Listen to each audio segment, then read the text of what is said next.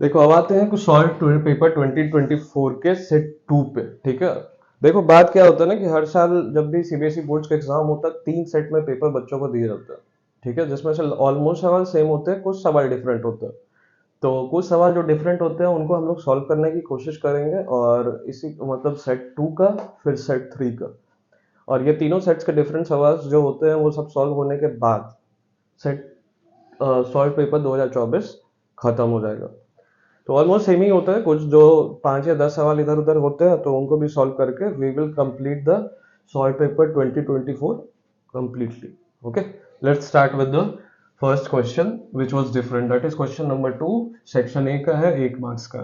ठीक है, if A is a square matrix of order 2 and तुम्हारा डिटर्मिनेंट दिया गया है A का is equal to -2, then find the value of 5A transpose. ठीक है, तो कुछ प्रॉपर्टीज याद रखो यहाँ पे।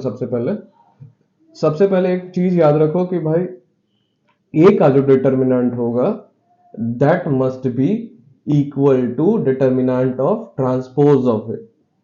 ठीक है, एक प्रॉपर्टी ये हो गया। दूसरा प्रॉपर्टी याद रखो कि अगर के कोई कांस्टेंट है जो मल्टीप्लाई किया गया है किसी भी पूरे डिटर्मिनेंट में, सॉरी पूरे मैट्रिक्स में, तो उसको आप लिखोगे कैसे, k to the power n into A, determinant of that matrix. तो यहाँ पे n क्या है, order of the matrix, order of the matrix. ठीक है, n क्या है, ऑर्डर ऑफ द मैट्रिक्स। ये क्या है, कांस्टेंट जो उस मैट्रिक्स में मल्टीप्लाई किया गया था। ठीक है, सिमिलरली यहाँ पे अब आते हैं सॉल्व करने पे। तो सॉल्यूशन क्या होगा आपका, आपका दिया गया है डिटर्मिनेंट ऑफ ए की value that is equal to -2, therefore transpose of A की वैल्यू क्या हो जाएगी, that would also be equal to -2। ठीक है, अब इसमें 5 कांस्टेंट अगर आप मल्टीप्लाई करते हो जैसा आपको फाइंड आउट करना है, तो 5 ऑफ ए ट्रांसपोज का determinant would be equal to what, इस प्रॉपर्टी के हिसाब से 5 to the power n into determinant of A transpose matrix.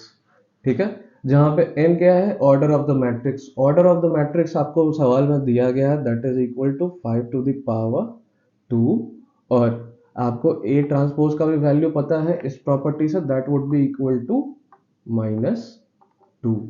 Therefore the value of determinant of 5 times A transpose के matrix, it is equal to 25 into -2, that is equal to -50। ये आपका answer हो जाएगा, option में जहां भी हो आप उसको मार्क कर दो। ठीक है, ये क्वेश्चन नंबर 2 हो गया। Let's move ahead to the next question.